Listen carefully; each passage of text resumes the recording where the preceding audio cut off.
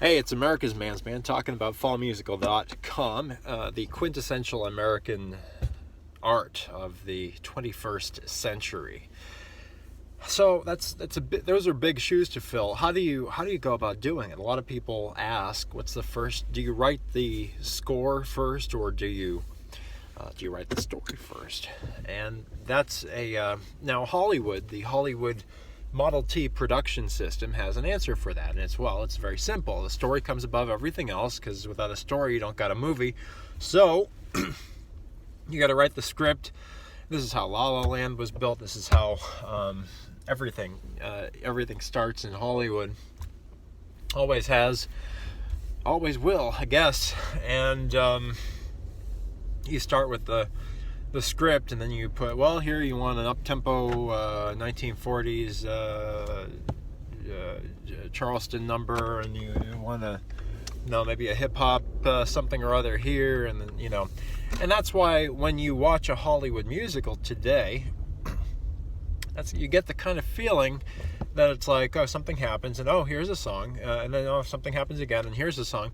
Now, to a degree, the way they normally try to fend off this kind of disjointed lack of continuity is that when take Snow White for instance, which is probably which is Disney's most inventive movie ever of all time, because that's what that was a work of animated art. Never mind that they were really their artists were really kind of tracing the models is how they came up with Snow White. But nonetheless, it's something else. It hadn't been done before, and so it was an interesting spectacle, and it was a long-suffered and creative one that Walt Disney risked his entire life and fortune on, and probably has better values than any other Disney movie that's ever been created. But anyway, do you start with it? So one of the things they did with Snow White was to avoid that disjointed, oh, here's a song, and now there's going to be another song, was the dialogue going into the song, they would start with rhymed couplets. So people would start saying things that I can't think of an example right now. Forgive me, but in other words, people would start rhyming into the song. I'm trying to think. It's been so long since I saw that particular movie, but basically, someone says something that starts like this, and then there might be a kiss, and everything that comes after that really sounds really fat, like pretty hot and tempting. I don't know. Anyway, but that's kind of the idea off the top of my head, is that you're easing into the song. So it's a little bit, it's acclimating you to the fact that there's going to be a song, rather than just just jumping and jumping and singing, because you want to match that in your audience. You want to match that that kind of progression, so everyone's on the same wavelength, and it can't be jarring. There's got to be an ease of transition of sorts, unless you're aiming for something like that intentionally. But all of this to say, the Hollywood system is and has always been, actually most of Broadway too, come to think of it, is that you start with I'm very impressed by, as kind of a downer as Les Miserables is, they really do a good job of it's a very contiguous smooth acting, majority fully sung. There are a few unsung dialogue breaks. It's a contiguous musical score which is sung from the beginning to the end, which that also can be a little bit much on the ear if you're not acclimated to listening to a couple and a half hours of straight singing. but that, I guess that would probably be one of the closest things to that. I suppose musically and story-wise, Les Miserables would probably represent one of the most integrated whole musical works, that the dialogue and that's the thing that Hollywood is still missing. It's still missing. It's missing that connection, because again, it's like the Hollywood script production factory. First of all, the deadlines can get ridiculous. There are very little allotments. If you cannot get you can't work within the predetermined deadlines. You have a post-production, you have a pre-production schedule, and everything. This has to be done by this, and sometimes you just don't have that perfect answer. This is why Back to the Future was such a wonderful movie. One of the reasons. And by the way, taking a long time to make a work of art does not make it necessarily a great work of art, but I would suggest that time factor, you don't want to turn out something mediocre. And Back to the Future is a script that was written over the course of, I'd say, about a decade, just like fallmusical.com. And it had a lot of eyes on it, and it went through several drastic changes. There was supposed to be, instead of a clock tower, it was initially an atomic bomb test site, or an H-bomb test site, something like that, in the 1950s or 1940s, when they were testing the nukes, and so anyway, it went through a lot of changes that ultimately made it a better movie. The clock tower works because the clock tower also kind of symbolizes the element of the going back in time, or the H-bomb thing. It's quite a scary concept that makes it more emotionally loaded, kind of like the fake news, but it doesn't necessarily bring that much more artistic integrity to the story, which is why maybe it's for the best they settled in the clock tower. But all this to say, regarding fallmusical.com, it's a long-suffered work of art, and neither answer is the right answer. You don't start with the story, or the you don't start with the story, and you also don't start with the score, because that's a misleading. There's a misleading underlying assumption there, which is that somehow the music is not part of the story, and the music is part of the story. It's integral to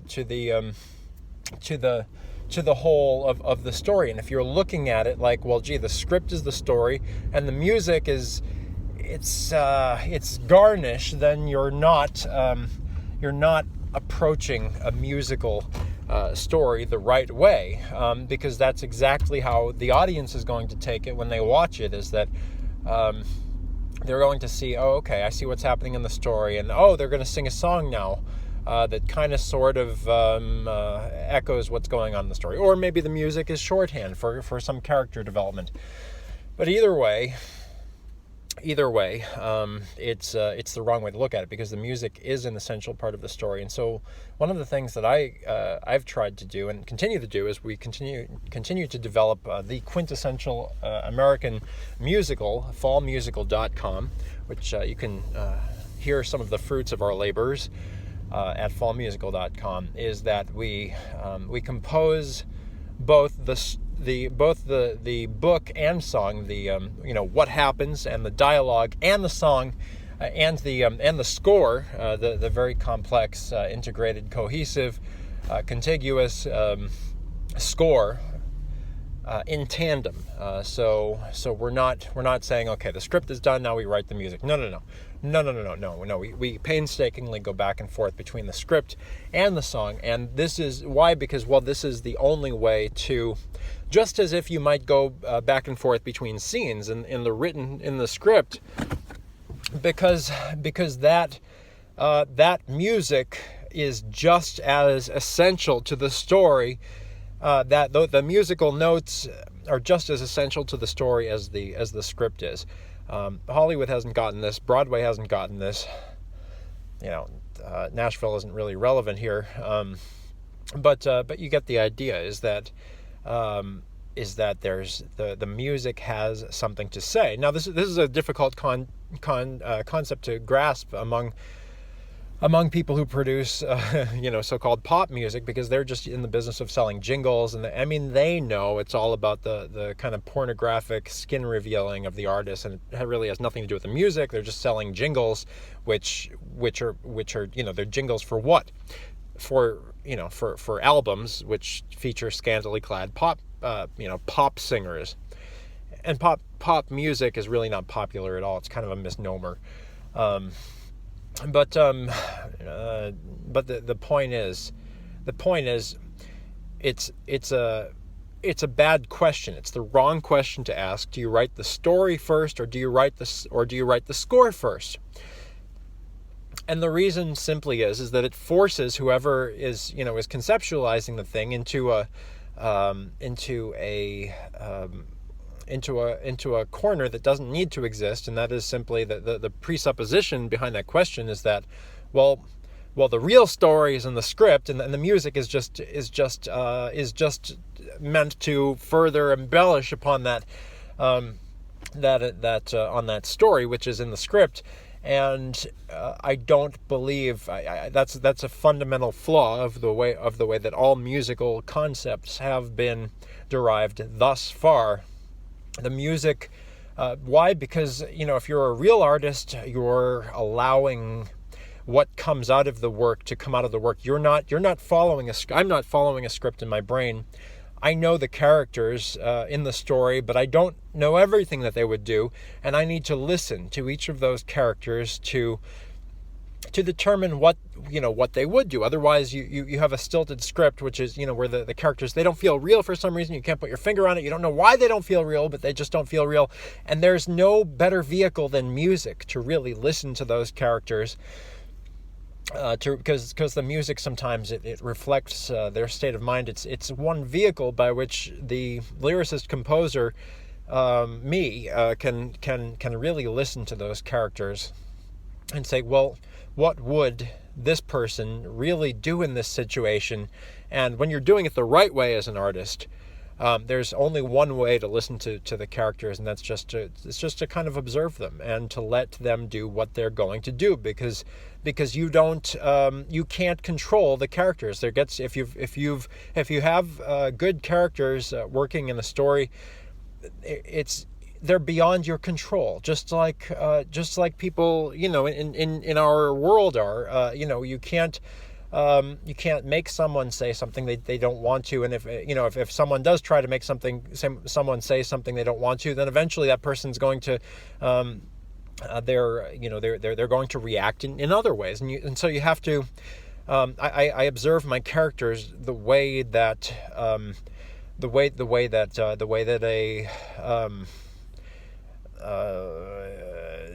want to say an objective journalist, but there really isn't such a thing. I observe my characters the same way you might observe your pupils, your children, your opponent in an election, what have you. The way you observe people in real life to try to figure out, well, what makes them tick, what are they all about, and the music is but another language for communicating how they are, what their state of mind is at any time. It's just another way, just like the words, except they're musical notes on the paper instead of words that I can listen to that other 90% of communication from the characters who are as real to me as people in real life. It's just another way of them to express that 90% of nonverbal communication that you simply cannot get off the printed page. And so that's my answer to, do I compose the music first? Do I compose the symphonic rock operatic score first, or do I? And that's why you have there are plot devices which are you just can't get out of the script. If you were to read the fall musical script, you just couldn't. People try to describe them. Well, there's this kind of a note doing this, but you can't you can't get it unless you can hear it. And that's how I know. That this is really the quintessential American musical, because we're doing things with fallmusical.com that no other. Well, first of all, there's no real art today anyway. But we're doing things that even in the better age, when people did once write real musicals and create real theater, both here in America and beyond. We're doing things that have not been done before, simply because we've invested the time and energy into really building a good story. And of course, we humbly admit that it's not, all the T's aren't quite crossed and all the I's aren't quite dotted. So it's growing and living and breathing every day, and it's reacting like any good kind of two-way dialogue with the audience. It's growing and breathing and living every day, just like the theater. Something that is often lost on Hollywood to a large degree anyway, in the way that they butcher otherwise great musical, because they try to squeeze Broadway musicals into that Hollywood mold. And I remember there are at least a couple musicals in history where Hollywood they say, oh, this number promotes live stage stuff. No, we got to make it all about movies instead, because we want people to go to the movie theater, we don't want them to go to the stage. And so it's just this this struggle that Hollywood has always had to be relevant. Why? Because they don't have real art and they don't have real intelligence in Hollywood, which is why they're always trying to make things out of books. They Disneyfy everything. But fallmusical.com kind of bucks all the trends. We reject all the immoral, anti-human evil that Hollywood stands for, and in many ways always has. But we don't only buck the trends by defying the fake logic system, the fake morality system of Hollywood and Broadway as we know it today, which really makes audiences feel awful, and it's useless and holds true art from coming forth from the heart. But also we're not using the Hollywood Model T production line. They make content today. They have for a long time. They make content like people build Model Ts. Every single one is the same. That's why every single Hollywood movie you see, it's just and another one and another one. This is why theaters are closing down across the country, because there aren't any artists anymore. There are just production lines, production schedules, and flunky artists going nowhere, because they're not really artists. They keep on following the formalities, like that dude in Psycho there, doing the same thing over and over again, expecting a different result. So I don't write the script first or the score first. I refine the story, like Michelangelo working on David, just trying to listen to the thing and just chip away the excess that doesn't belong. And whether that happens to be, if I'm in the script and then that happens to be something musically, then I keep both of my programs open on the screen as I compose, or by hand if I'm doing that, but most often on the computer. We have the script, the script program on one side. We have the score program on the other side. And if there's something musically not right, I'll switch from the script to the score. If there's something story-wise, that doesn't make sense, then I have no choice but to throw away. Maybe sometimes throw away, a few minutes of music that just doesn't fit the larger story. Then I go back to the script, and we change what needs to be fixed in the script. And so much more to say on that, but that's why I believe as the composer-lyricist of the quintessential American musical, which is fallmusical.com, if you haven't discovered it already. And we are still looking for talent, so please hit us up via americasmansman.com. Drop a line if you'd like to be a part of the quintessential American musical, fallmusical.com. But anyway, that's why I say, because the music is so integral to the story. It's not, the question is an inherently flawed one. Do you start with the story first, or do you start with the music? Because if you're doing it the right way, my conviction, and I know it's not a conviction, it's the truth, is that if you're doing it the right way, then they're inseparable. They're one flowing unit, and that's, Stephen Sondheim seemed to understand this. However, he's so cerebral that he doesn't really grasp humanity, and that's why his musicals tend to leave audiences wanting to kill themselves. But that he got that part right, in that you want to be writing both together, so that they flow as one cohesive unit, and they're not battling with each other, because that's when you have those blips in the matrix where it's like, oh, okay, they've stopped talking now, and now we're gonna do a musical song to liven you up, because you are getting bored of the dialogue, so we're gonna spice things up. Hey! AmericasMansman.com, FallMusical.com, if you'd like to help out with FallMusical.com, if you'd like to be a part of true art in the age of content, or true contentedness, as I like to say, in the age of content. We want to talk to you. We want to talk to you because good artists are, in an age of declining culture, declining civilization, declining morality, declining values. We're bucking every Hollywood trend. We're breaking every Hollywood rule and loving every moment of it as we create real art in an age of Hollywood-esque Model T production line content that Hollywood is just all over us. So, anyway, so after you've brushed off all that Hollywood and London and Broadway nonsense, after you've brushed it off, drop us a line at fallmusical.com.